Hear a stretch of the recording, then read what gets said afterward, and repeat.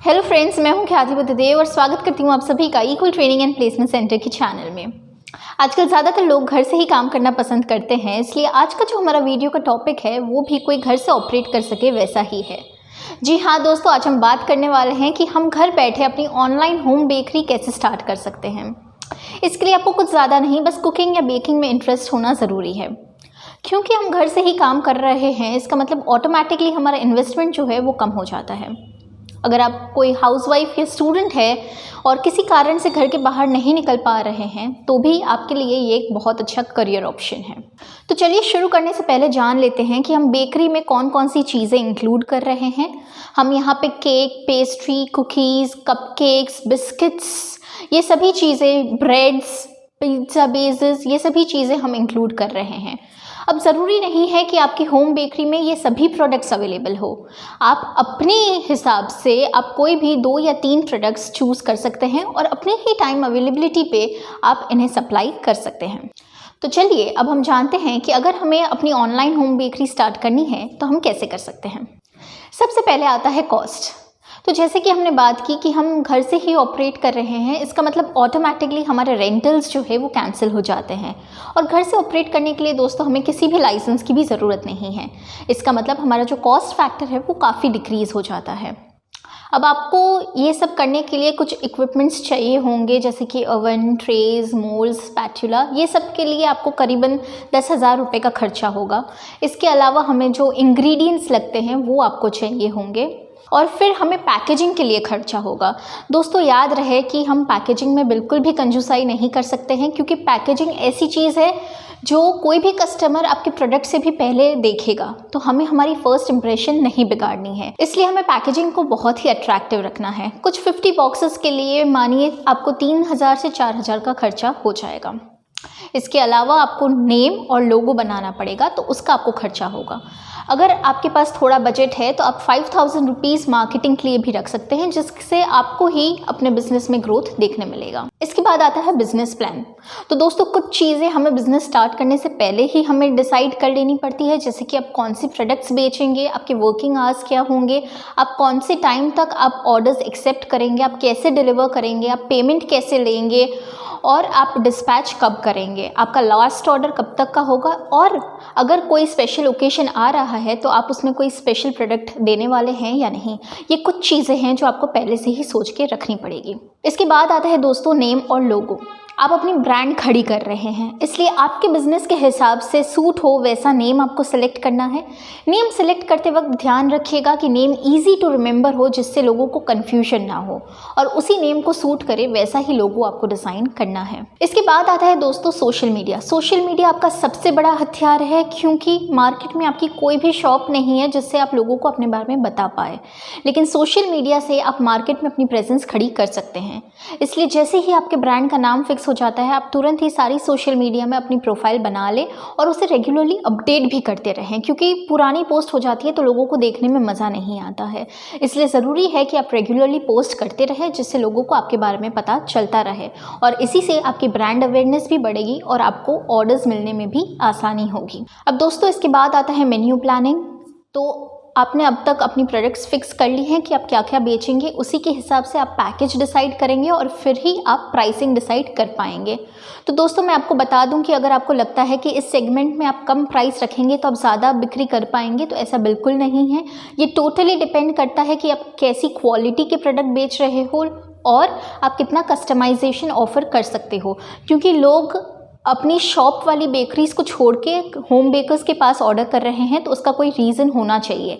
इसलिए आपको सबसे ज़्यादा कस्टमाइजेशन और क्वालिटी वाले प्रोडक्ट्स बेचने हैं और उसी के हिसाब से आप अपनी प्राइस सेट कर पाएंगे। अब यूजुअली क्या होता है कि आपको जितने रॉ मटेरियल्स लगे होते हैं उससे 3 टाइम्स आप मल्टीप्लाई कर दें और उतनी ही अमाउंट पे आप अपनी प्रोडक्ट्स को बेच सकते हैं, लेकिन ऐसा करना कोई कंपल्शन नहीं है। आप अपने हिसाब से प्रॉफिट डिसाइड कर सकते हैं और उस हिसाब से आप अपनी प्राइसिंग सेट करके प्रोडक्ट्स को बेच सकते हैं। चलिए दोस्तों अब बात करते हैं कि आपको ये सब करने के लिए कितने एजुकेशन की ज़रूरत है। अगर आप कुछ ज़्यादा पढ़े लिखे नहीं हो तो भी आप ये काम कर सकते हैं। इसमें पढ़ाई के साथ कुछ भी लेना देना है नहीं, आपको बस कुकिंग या बेकिंग में इंटरेस्ट होना ज़रूरी है। अब आप पूछेंगे कि इंटरेस्ट तो है लेकिन ये सब आता नहीं है, तो उसका सल्यूशन भी है हमारे पास। इसके कई सारे ऑनलाइन और ऑफलाइन वर्कशॉप्स भी होते हैं। ऑनलाइन वर्कशॉप्स कुछ फ्री में भी होते हैं और कुछ मिनिमल 100 रुपीज़ के चार्जेस से भी होते हैं। ऑफलाइन वर्कशॉप्स अगर आप अटेंड कर रहे हो तो उसके चार्जेस थोड़े ज़्यादा अराउंड 500 होते हैं, क्योंकि वहाँ पे इंग्रेडिएंट्स भी वो लोग ही आपको प्रोवाइड करते हैं, इसलिए कॉस्ट थोड़ा बढ़ जाता है। अगर आप बोलते हो कि आपको वर्कशॉप्स पर उतना ट्रस्ट नहीं है तो आप इसके कोर्सेज़ भी कर सकते हो। इसके सर्टिफिकेट, डिप्लोमा और डिग्री कोर्सेज़ भी ईजिली ऑनलाइन भी अवेलेबल है और ऑफलाइन भी अवेलेबल है। 2021 के टॉप 10 कोर्सेज़ जो हैं वो स्किलशेयर और उदेमी में अवेलेबल है। ये सभी बेकिंग कोर्सेज़ में आपको बिल्कुल स्क्रैच से सिखाया जाता है कि आपको कैसे करना है। यहाँ पे आपको एग वाले प्रोडक्ट्स और एगलेस प्रोडक्ट्स दोनों सिखाए जाते हैं। अगर आप बोल रहे हो कि मुझे सिर्फ केक सीखना है तो ये भी पॉसिबल है। अगर आप बोल रहे हो कि मुझे सिर्फ ब्रेड्स के बारे में सीखना है तो वो भी पॉसिबल है। आइसिंग, क्रीम, फॉन्ड मेकिंग, ये सभी चीज़ें इसी में सिखाई जाती है। इसके अलावा अगर आप बोलते हो कि ये सब को स्टोर कैसे करना है तो वो चीज़ें भी इसी में सिखाई जाती है। इसके भी बिगिनर, एडवांस्ड और एक्सपर्ट लेवल के कोर्सेज हैं जो आप अपने हिसाब से चूज़ कर सकते हो। ऐसे ही कुछ 2-3 क्लासेस अटेंड करने के बाद आप समझ जाएंगे कि आपको ये सब कैसे ऑपरेट करना है। अब दोस्तों बात करते हैं सैलरी की। आप सोच रहे होंगे कि ये करके आप कितना कमा सकते हो, तो अभी तक आप समझ गए होंगे कि इसमें कोई फिक्स सैलरी नहीं होती। आप टोटली कैसी प्रोडक्ट डिलीवर कर रहे हैं और लोगों का फीडबैक क्या है, आपकी प्रोडक्ट की क्वालिटी उन्हें पसंद आ रही है या नहीं, उसके ऊपर डिपेंड करता है कि आप कितना कमा लोगे। अगर आप अच्छी क्वालिटी दे रहे हैं तो आप बिगिनिंग में भी 10 to 12,000 पर मंथ कमा सकते हैं। थोड़े एक्सपीरियंस और क्वालिफिकेशन के साथ ये अमाउंट आपकी 35,000 से 45,000 पर मंथ तक भी जा सकती है। तो दोस्तों आप सोच रहे होंगे कि इसमें स्कोप कितना ज़्यादा है। अब कोई भी बिज़नेस ओवरनाइट तो नहीं बन जाता है, धीरे धीरे ही उसे बढ़ाना पड़ता है। तो इसमें आपका ग्रोथ आपको देखने ज़रूर से मिलेगा। हाँ, थोड़ा डिफ़िकल्ट आपको साउंड कर रहा होगा, लेकिन वो डिफ़िकल्टी आपकी सिर्फ पहले 10 to 15 ऑर्डर्स तक ही सीमित है, क्योंकि उसके बाद लोग रेफरेंसेस से आपको ऑर्डर्स मिलते जाएंगे और आपको मार्केटिंग करने की भी ज़रूरत नहीं होगी। आप कोई भी फेस्टिवल में आप स्पेशल हैम्पर्स भी इंट्रोड्यूस कर सकते हो, जिसका प्रॉफिट मार्जिन अलग से बहुत ज़्यादा आपको मिलता रहता है। इसके अलावा हमने कुछ ऐसे होम बेकर्स भी देखे हैं जिनकी ऑलरेडी 2 से 4 दिन की बुकिंग फुल हो चुकी होती है। तो टोटली डिपेंड करता है कि आप कैसी क्वालिटी प्रोवाइड करते हैं, उसी पे आपका बिजनेस आगे बढ़ेगा। चलिए दोस्तों, अब हम बात करते हैं कि इसमें आगे जाके आपको क्या स्कोप है। फास्ट फूड पर हमारी रिलायबिलिटी बढ़ती ही जा रही है, जिसका मतलब बेकरी आइटम्स पे हमारी रिलायबिलिटी बढ़ रही है, और इसी के साथ साथ लोगों में हर एक छोटे से छोटे ओकेशन को सेलिब्रेट करने का क्रेज़ भी बढ़ता जा रहा है। तो बस हमें इसी बात को टैप करना है और मार्केट में हमारी प्रेजेंस को ले आना है। इसी के साथ साथ आप और एक चीज़ कर सकते हैं कि आप किसी भी सुपरमार्केट के साथ भी टाई अप कर सकते हैं, जहाँ पे आप अपनी कुकीज़ या फिर ब्रेड्स या बिस्किट्स को सप्लाई कर सकते हैं। आप किसी होटल्स या बेकरी शॉप्स जो होती हैं उनके साथ टाई अप कर सकते हैं और वहाँ पे अपने कस्टमाइज्ड प्रोडक्ट्स पहुँचा सकते हैं। इसी के अलावा आप फूड डिलीवरी ऐप्स जैसे कि ज़ोमैटो या स्विगी के साथ आप टाई अप कर सकते हैं। वहाँ से आपको ऑर्डर्स डायरेक्टली मिलते रहेंगे और इसी के साथ साथ आपकी डिलीवरी करने की झंझट भी दूर हो जाएगी।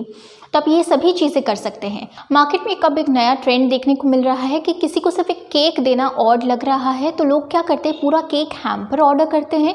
केक हैम्पर में आप कुकीज़, चॉकलेट्स, केक्सिकल्स, पॉप्सिकल्स, कपकेक्स, ये सभी चीज़ों को गैदर करके आप एक हैम्पर बना सकते हैं और इसी को आप सप्लाई कर सकते हैं। ये जो हैम्पर्स होते हैं उसका प्रॉफिट मार्जिन भी आपको ज़्यादा मिलता है, क्योंकि ये थाउजेंड्स में बिकते हैं। तो ऐसे ही कुछ क्रिएटिव आइडियाज़ भी आप इंट्रोड्यूस कर सकते हैं और बेच सकते हैं। थोड़ा बिजनेस आपका चल जाए उसके बाद आप डेफिनेटली आपकी एक शॉप बेकरी स्टार्ट कर सकते हैं, जहाँ पे आप स्टाफ को रख के अपने बिजनेस को एक्सपांड कर सकते हैं। तो दोस्तों ये थी हमारी डिटेल जानकारी कि आप home bakery with less investment कैसे स्टार्ट कर सकते हैं। अगर आपको कोई भी डाउट हो तो हमें नीचे कॉमेंट सेक्शन में ज़रूर से बताएं, और आपको हमारा ये वीडियो कैसा लगा वो भी हमें ज़रूर से बताएं।